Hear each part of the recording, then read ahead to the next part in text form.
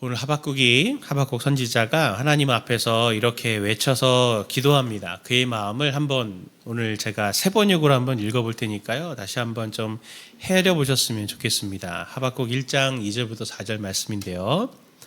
하박국이 하나님께 이렇게 기도합니다. 살려달라고 부르짖어도 듣지 아니하시고 폭력이다 하고 외쳐도 구해주지 않으시니 주님 언제까지 그러실 겁니까? 어찌하여 나로 불의를 보게 하십니까? 어찌하여 악을 그대로 보기만 하십니까? 약탈과 폭력이 제 앞에서 벌어지고 다툼과 시비가 그칠 사이가 없습니다. 율법이 해이하고 공의가 아주 시행되지 못합니다. 악인이 의인을 협박하니 공의가 왜곡되고 말았습니다. 하박국의 외침이 아주 생소하거나 낯설지 않은 것은 우리도 하나님 앞에서 때로 이러한 질문들을 할 때가 많이 있기 때문이죠. 사람들이 이런 상황들을 닥쳐서 이렇게 외치지 않습니까? 하나님은 어디 계시냐? 하나님은 계신 게 맞냐? 하나님은 살아 계시냐? 하나님은 왜 계시다면 침묵하시는가? 오늘 이 하박국의 이 질문 앞에 하나님이 응답을 하십니다. 그런데 6절, 7절 말씀 보면 하나님이 응답하시는데 이 이야기를 듣고는 하박국은 더 이해할 수 없게 더 막 분노하고 힘들어해요. 그게 무엇이냐면 6절, 7절 말씀이죠. 이제 내가 바빌로니아 사람을 일으키겠다. 그들은 사납고 성급한 민족이어서 천하를 주름잡고 돌아다니며 남들이 사는 곳을 제 것처럼 차지할 것이다. 그들은 두렵고 무서운 백성이다. 자기들이 하는 것만이 정의라고 생각하고 자기들의 권위만을 내세우는 자들이다. 바빌로니아 사람, 바벨론 사람들을 하나님께서 부르시겠다는 거죠. 지금 하박국이 지금 있는 이 땅에도, 이 자그마한 이스라엘 땅에도 불의가 넘치고 그리고 이 악이 지금 이렇게 넘치는데 하나님을 모르는 그리고 너무 흉폭한 그 바벨로니아 사람들을 이 땅에 불러들이시겠다니 그러면 이 땅이 정말 어떻게 될 것인가? 이게 내가 바라는 건 하나님이 이 땅의 악과 이 모든 불의를 없애고 공의와 정의를 세워주시는 걸 나는 바라는데 하나님은 어떻게 더 큰 악을 불러오시겠다고 하는 겁니까? 라는 거니 얼마나 화가 나겠어요. 하나님의 응답은 하박국의 입장에서 보면 더욱 화가 나기에 충분한 말씀입니다. 그런데 그래서 하박국이 그 하나님의 말씀을 수납하지를 않고 또 따져 묻죠. 또 따져 물어요. 하박국 1장 12절부터 2장 1절까지를 보면 17절까지만 보겠습니다. 제가 한번 일부분만 볼게요. 주님 주께서는 옛날부터 계시지 않으셨습니까? 나의 하나님, 나의 거룩하신 주님, 우리는 죽지 않을 것입니다. 주님께서는 우리를 심판하시려고 그를 일으키셨습니다. 반석이신 주님께서는 우리를 벌하시려고 그를 채찍으로 삼으셨습니다. 주님께서 눈이 맑으심으로 악을 보지 못하고 참지 못하시며 폐역을 보고 그냥 계시지 못하시는 분입니다. 그런데 어찌하여 배신자들을 보고만 계십니까? 악한 민족이 착한 백성을 삼키어도 조용히만 계십니까? 그러면서 17절에 그가 그물을 떨고 나서 곧이어 무자비하게 뭇 백성을 죽이는데 그가 이렇게 해도 되는 것입니까? 그러면서 하나님께 또 따져 묻죠. 어떻습니까? 우리도 하박국이랑 정말 비슷하다 그런 생각들을 하게 됩니다. 성도님들이 하나님이시라면 하박국에게 뭐라고 말씀하시겠습니까? 이걸 어떻게 이해해야 될까요? 하박국은 왜 하나님의 말씀을 이해할 수 없었고 왜 지금 이런 일이 생길까요? 우리의 관점에서 보면 이 하박국의 관점과 우리의 관점이 크게 다르지 않죠. 그런데 하박국의 관점과 하나님의 관점의 차이가 있고 하박국이 소원하는 목적과 기도하는 목적과 하나님이 이 일을 일으켜 가시는 데의 목적이 아예 다르기 때문에 하나님의 응답이 우리의 생각에는 타당하게 이해되지 않는 일들이 생기는 겁니다. 하박국의 기대는 뭡니까? 공의가 서는 거죠. 의인들이 잘 되고 악인들은 그들이 행한 그 악의 대가를 받아서 망하거나 심판을 받게 되는 게 하나님의 의가 서는 거 아닌가? 이게 하박국이 생각하는 거고 우리의 수준이죠. 그런데 하나님의 기대는 뭡니까? 하나님은 하박국 전체를 보면 하나님은 지금 당장 하박국이 당하고 있는 이스라엘에 있는 이 눈앞에 있는 공의, 이 불의의 이 판단과 정죄 그리고 옳게 됨을 훨씬 뛰어넘어서 악이 판치는 이 전 세계를 바라보시면서 악이 판치는 세상에서 악이 주인처럼 지금 행세를 하고 있는데, 이 모든 것들이 충분히 그렇게 한번 해보고도 나는 그 악을 다스리고 통제해서 그들을 최종적으로는 멸망시켜서 악이 세상의 주인이 아니라 하나님이 이 세상의 주인이다라고 하는 것을 나는 나타낼 거다. 하나님은 더 큰 계획을 가지고 계셨던 거죠. 오늘 하나님께서는 이 자그마한 사건을 통해서 세계에 있는 모든 것이 다 하나님의 것이고 하나님의 주권이 온 세계에 정말 다 가득하게 인정되는 날을 나는 이 일들을 통해 지금 이루어가고 있는 중이야 라고 지금 말씀을 하시는 거죠. 그래서 우리에게 유명한 하박국 2장 14절 말씀에 이렇게 말하는 거 아닙니까? 이는 물이 바다를 덮음같이 여호와의 영광을 인정하는 것이 세상에 가득함이니라. 내가 계획한 모든 과정과 그리고 절차가 끝나고 나면, 목적지에 이르고 나면은 이런 일이 일어날 거야 라고 하는 것을 주님은 우리에게 이렇게 말씀하시는 겁니다. 오늘 우리는 늘 우리의 기대대로, 우리의 수준대로 하나님 앞에 삶을 살고 삶의 문제들에 대해서 하나님 앞에 이렇게 해주시면 좋겠습니다, 저렇게 해주시면 좋겠습니다, 그리고 이런 일들이 일어나면 좋겠습니다 라는 기대를 가지고 하나님 앞에 많은 기도와 간구를 또 올려드리고, 특별히 그것이 내 삶의 고통의 문제와 그리고 내 모든 상황에서 이해의 범위를 뛰어넘게 되면 그것이 참 고통과 아픔으로 나에게 다가오게 되죠. 그런데 하나님은 우리의 생각과 수준과 기대를 훨씬 뛰어넘어서 위대한 일을 이루시기 때문에 우리가 그것을 다 이해할 수 없다라고 하는 것을 인정할 수 있어야 되는데, 우리가 그것을 종종 놓치죠. 오늘 하박국의 이 실망을 보면서 우리는 잘 묵상할 것이 있습니다. 첫 번째, 그것이 무엇이냐면 왜 하박국 그가 실망이라는 감정에 빠지게 되었는가라고 하는 것을 우리가 첫 번째로 생각을 해봐야 되고, 두 번째는 그렇게 실망에 빠졌던 하박국이 어떻게 다시 회복돼서 오늘 이렇게 우리가 잘 알고 있는 선지자로 마음을 추스르며 다시 일어서서 하나님을 찬양했는지, 이 두 가지의 것을 어떻게 우리가 오늘 교훈으로 받아야 할 것입니다. 이 모든 이 두 가지 문제의 답은 하박국의 두 번째 기도에 대한 응답을 통해서 찾아볼 수 있는 거거든요. 오늘 4절 말씀을 보면은, 우리가 읽은 4절 말씀 보면 불의한 자와 의인에 대해서 비교하고 있는 것을 볼 수 있습니다. 우리 하박국 2장 4절 말씀을 같이 함께 우리 보도록 할까요? 같이 봅니다. 시작. 보라, 그의 마음은 교만하며 그 속에서 정직하지 못하나 의인은 그의 믿음으로 말미암아 살리라. 아멘. 여기서 그의 마음은 교만하며 하면서 불의한 자들은 교만한데, 그래서 정직하지 못한데, 의인은 믿음으로 말미암아 살리라 하면서 불의한 자와 의인을 대조하고 있습니다.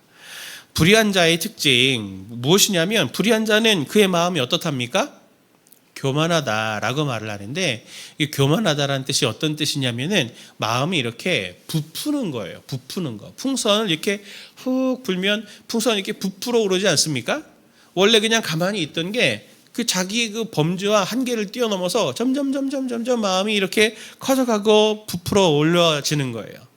그래서 다른 한 표현으로는 부주의하다라는 표현으로도 이 표현이 쓰이는데, 그래서 어떤 일이 생긴다고 합니까? 그의 마음이 부풀어 올라서 그 속에서 정직하지 못하다라 그랬는데, 정직이라는 뜻은 곧다, 바르다, 굽어지지 않고 자가 이렇게 곧바르잖아요. 그것처럼 이렇게 일직선에 이렇게 쫙 봐도 마음의 평안을 이렇게 줄 만큼 곧바르게 된 그것을 정직하다 이렇게 표현을 하는 건데, 마음이 부풀어 오르니 거기에 뭔가 올려져 있어도 이렇게 부풀어 오를 거 아닙니까? 그러니 자꾸 무언가 판단하는 것이 왜곡이 되고 잘못된 결정들과 잘못된 생각들로 어그러지는 일들이 일어나게 되는 거죠. 그러니 이런 사람들은 마음이 부풀어서 자꾸 상황을 바라보면은 자기의 생각들이 자꾸 들어가서 마음들이 이렇게도 저렇게도, 때로는 위축될 때는 그 마음이 점점 쪼그라드는 것 같고, 또 뭔가 좀 내가 잘 되는 것 같고 내 상황이 뭔가 좀 이렇게 형통한 것 같으면 마음이 이렇게 부풀어 올라서 마치 이 세계가, 그리고 내가 모든 것들을 잘해서 그리고 내가 세계의 기준이 되는 것처럼 그렇게 기준도 막 바뀌고 자기 생각들을 주장하고 이런 일들이 일어나게 되는 거잖아요. 교만이라고 하는 것은 잘 돼서 내가 이런 사람이야 라고 이런 것만 말하는 게 아니라 상황 앞에서 우리가 우리의 시선과 눈을 가지고 서게 되면은 그 상황으로 인해서 우리 마음이 때로는 쪼그라들기도 하고 때로는 부풀어 오르기도 해서 그 상황이 마음이 계속 바뀌어가게 되고 그래서 그가 하는 모든 것들은 전부 다 잘못된 판단과 결정으로 이어져 갈 수밖에 없는 그러한 결과에 처하게 되는 것이 불의한 사람들의 특징이죠. 그런데 의인은 뭐라고 말합니까? 그의 믿음으로 말미암아 살리라 라고 이렇게 말을 합니다. 너무 불의한 사람들은 오늘 마음이 이렇게 부푼다고 그랬는데 오늘 의로운 사람들의 특징은 그의 믿음으로 말미암아 살리라 라고 말할 때 이 믿음은 지난 다락방에서도 순장님들이 한번 나누셨겠지만 이 믿음인 우리가 믿습니다 할 때 그 예수님을 믿습니다 할 때 그 믿음과는 색깔이 다른 겁니다. 여기서의 믿음이라는 단어는 에무나라 그래서 고정돼 있다, 흔들리지 않는다, 견고하다, 확고하다, 안정돼 있다. 그래서 진실하고 안전하다라는 뜻으로도 파생이 되는 단어인 거죠. 그러니 의인은 어떻습니까? 흔들림이 없고 굳건하다는 거죠. 하나님 앞에 의인으로 서는 사람은 상황이 어떤 일이 있어도 자기 마음이 부풀어 오르지 않습니다. 늘 그대로인 거죠. 그래서 믿을만 하고 그 굳건함으로 살게 되는 일들이 생기게 된다는 겁니다. 오늘 하박국의 이 말씀을 통해서 두 가지 비교를 배우는 거죠. 우리가 넘어지는 이유는 마음이 부푸는 것 때문입니다. 상황 앞에 서면 우리 마음은 부풀게 마련이에요. 그런데 우리 마음이 믿음이라는 것이 있으면, 굳건하면, 그러면 흔들리지 않게 되고 그 상황을 뚫고 나갈 수 있는 힘과 지혜와 능력들이 생겨서 결국 살게 된다라고 하는 것들을 이야기합니다. 마음이 교만한 이유가 뭡니까? 불의한 자는 자꾸 불안정한 상황과 배경을 바라봐요. 지금 어떻습니까? 하박국도 마음이 부풀어 있는 거죠. 무엇을 본 거예요?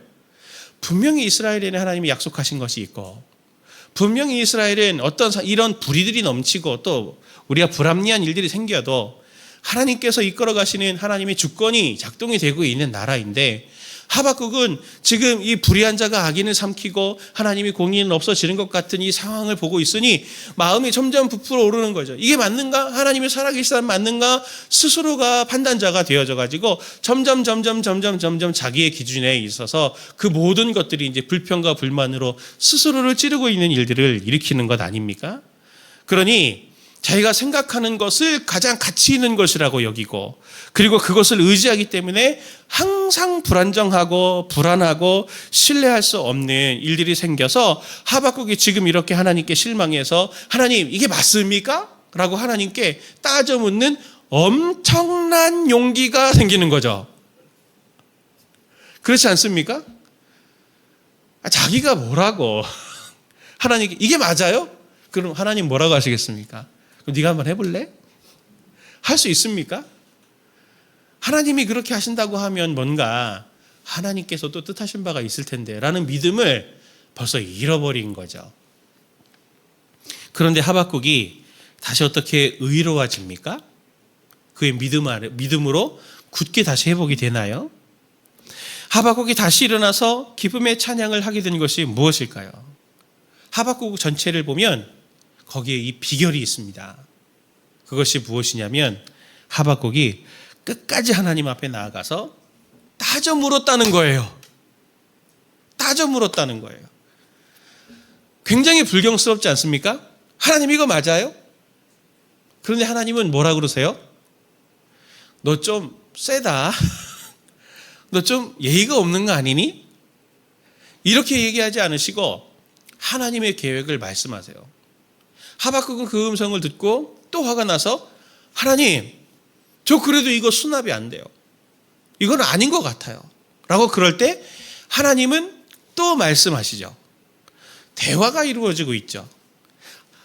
정말 하나님 앞에 화가 나서 하나님 앞에 이렇게 같이 따져 물을 수도 있는 분이 하나님이시다라고 하는 것을 성경은 하박국을 통해서 우리에게 말하고 싶어 합니다. 하나님 앞에 나아가서 하나님 앞에 따져서라도 그의 음성을 들으려고 하는 이 하박국의 태도는 우리가 정말 본받고 배워야 할 것이고, 그리고 하박국이 넘어졌더라도 다시 일어나게 되는, 다시 일어섬에 어떻게 보면 신앙 회복의 가장 중요한 원리를 우리에게 보여주는 거죠. 하나님 앞에 나아가서 하나님의 뜻을 묻는 거예요.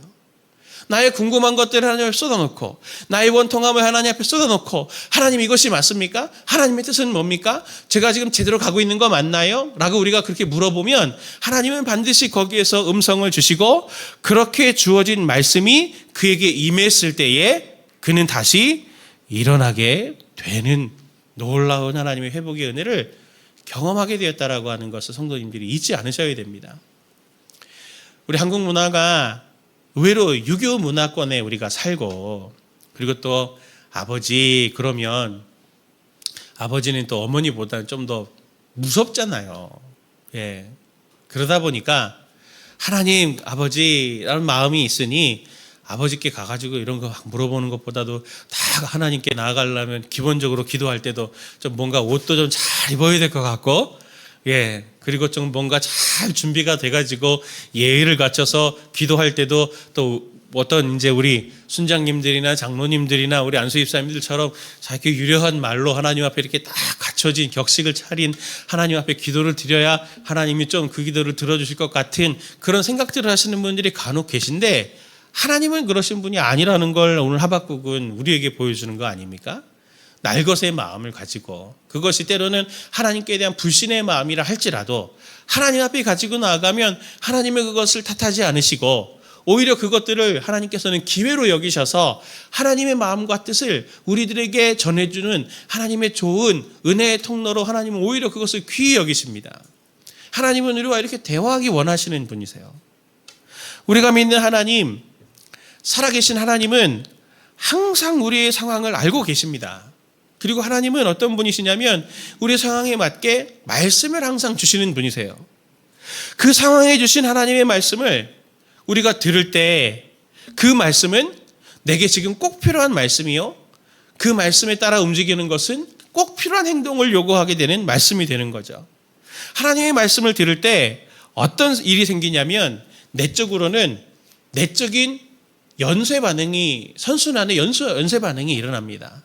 하나님의 말씀이 내게 임하게 되면, 들리게 되면 그 말씀은 우리에게 믿음이라는 것으로 바뀌죠. 그리고 그렇게 믿음이라고 하는 것을 바뀐 그 믿음은 상황은 변한 것이 없으나 하나님께서 말씀하신 것이 있기 때문에, 그 하나님의 계획을 알게 되기 때문에, 확신하기 때문에 그 믿음은 소망이라고 하는 것들로 바뀌어 갑니다. 그래서 그 소망은 기대감이 돼서 마침내 인내라고 하는 열매로, 삶의 열매로 이어지게 되는 것이죠. 우리 삶에서 인내가 되지 않습니까? 자꾸 내 삶이 절망스러워요. 그렇다면 내 상황을 보면서 지금 내가 이미 마음이 부풀어져 있다라고 하는 것을 생각하고 하박국처럼 하나님 앞에 나아가서 내가 따져 물어야 되겠다, 하나님께 여쭤봐야 되겠다라고 하는 이 태도를 갖는 거죠. 하나님, 이 상황에 나한테 필요한 말씀을 주세요. 그러면 그 말씀이 제게 믿음이 될 걸 믿습니다. 주님께서 저에게 믿음을 더하시면 그것이 저에게 소망이 될 걸 믿습니다. 그리고 그 소망이 생기면 그 소망을 가지고 제가 인내로 승리하겠습니다 라고, 그래서 오직 의는 변하지 않는, 인내의 특징인 변하지 않는 믿음으로 말미암아 사는 은혜들을 실질적으로 경험하게 되는 것이죠. 사람들은 상황 속에서, 삶의 상황 속에서 주로 보이는 반응이 무엇입니까? 문제가 생기면 고민하죠. 어떻게 하지? 이건 뭐지? 두 번째 반응은 뭡니까? 그걸 가지고 토론하죠. 이거 어떻게 해야 돼? 그리고 그 의견들을 모아서 뭔가 자기의 인간적인 대안을 세우려고 하는 그런 함정에 빠지지만, 그 대안을 세워도 결국에는 우리는 자꾸 넘어지지 않습니까? 확신이 없어서 정말 이거 이렇게 해도 되나? 정말 이게 정답인가? 늘 불안하지만, 그러나 하나님의 사람은 그 상황 앞에서 자기의 생각과 사람들의 생각과 사람들의 판단보다는 하나님 앞에 그 문제를 재빨리 가지고 나아가서, 하나님, 이걸 제가 어떻게 봐야 됩니까? 어떻게 대응을 해야 됩니까? 라고 빠르게 묻는 자들이고, 주님의 음성 듣는 것을 가지고 주님이 주시는 그 믿음으로 이 상황들을 헤쳐나가려고 하는, 그것이 바로 지혜 있는 삶이 되는 것이죠. 결국 우리가 하나님 앞에서 하나님의 말씀을 들을 때, 성경을 통해서도 우리가 많이 봤지만, 정말 인격적으로 하나님과 하나님의 뜻과 하나님의 뜻을, 말씀을 저희들이 받고 분별하는 데는 오늘 하박국이 우리에게 보이는 것처럼 하나님 앞에 그것이 부르짖는 것이든 탄식하는 것이든 하나님 앞에 가지고 나아가서 하나님께 기도하는 그 태도, 이게 우리가 속히 가져야 될 태도인 거죠. 진지하게 막 시간을 딱 정해놓고 그렇게 기도하는 것도 굉장히 중요하지만, 상황마다 우리 삶에 때로는 당황스러운 상황도 생기고 너무 답답한 상황도 생기고 전혀 예측 못했던 그런 상황들이 생길 때, 그때라도 잠깐이라도 눈을 떠서라도 하나님, 이건 뭐 어떻게 해야 되는 거예요? 하나님 지혜를 더해 주셨으면 좋겠어요. 제가 이 상황 가운데 어떻게 반응하기를 원하십니까? 하나님 앞에 그렇게 묻는다면 하나님께서는 우리에게 말씀해 주시고, 우리가 그 말씀으로 믿음이라고 하는 것들로 승리하는 삶을 살아가게 되실 줄 믿습니다. 오늘 한국 사회를 보거나 우리 가정을 보거나 또 우리 교회 공동체를 보거나 어느 곳을 봐도 참 오늘 세상에는 정말 지혜와 지식은 많은 것 같아 보입니다. 그래서 더욱더 혼미하죠. 우리에게는 우리의 능력이 되시는, 그리고 역사를, 뜻을 가지고 계셔서 역사를 움직여 가시고 그 역사를 움직여 가시는 과정 속에 우리를 부르신, 우리를 우리의 삶의 자리에 세우신 그 하나님의 음성을 매 순간순간 듣는 이 지혜가 정말 우리에게는 이 땅에 가장 필요한 지혜가 아닐까 생각이 듭니다. 음성을 듣지 않으면 우리는 마음이 부풀게 됩니다. 이걸 꼭 놓치지 마십시오. 하나님의 음성을 늘 듣는 것을 놓치게 되면 우리는 환경을 바라보면서 우리의 마음이 스스로의 음성이 되어져서 우리의 마음이 위축이 되든 부풀어 오르든 변화가 일어나서 결국에는 잘못된 결정으로 우리가 나아가게 된다라고 하는 것들을 기억하고, 이 엄청난 죄의 쓰나미가 몰려오는 이 세상 앞에서, 우리 일상 앞에서 이것들을 생각하면 미간에 주름이 생기고 탄식이 생기고 답답함이 생기지만, 그럴 때 고민하지 말고 하나님 앞에 기도의 자리에 나아가서 하나님의 음성을 들어서 다시 회복되는 성도님들 되시기를 간절히 간구합니다. 오늘 하박국 3장 19절 말씀을 같이 한번 읽고 말씀을 마치길 원합니다. 같이 봅니다.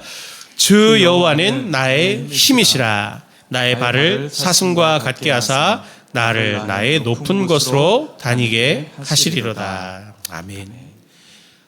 이 하박국은 하나님의 음성을 듣고 지금 자신의 이 마음을, 이 사슴이 막 뛰어다니는, 힘차게 뛰어다니는 그 마음 같다라고, 언제 자기가 낙심하고 상처받았던 그 마음은 이제 간 곳 없고 사슴과 같이 되는 자신의 모습을 발견하고 있습니다. 우리 성도님들이 정말 하나님의 오늘 이 저녁에, 오늘 일상에서 한 주간 또 살면서 너무 힘들고 어려웠던 것들, 나를 탄식하게 하고 가슴 아프게 했던 것들을 하나님 앞에 하박국처럼 쏟아놓으면서 하나님께서 주시는 음성을 잘 받아들여서 믿음으로 흔들리지 않고 승리하시는, 이 한 주간 승리하시는 저와 성도님들 되시길 예수님의 이름으로 축원을 드립니다. 오늘 말씀 생각하면서 우리 함께 세상 흔들리고 사람들은 변하여도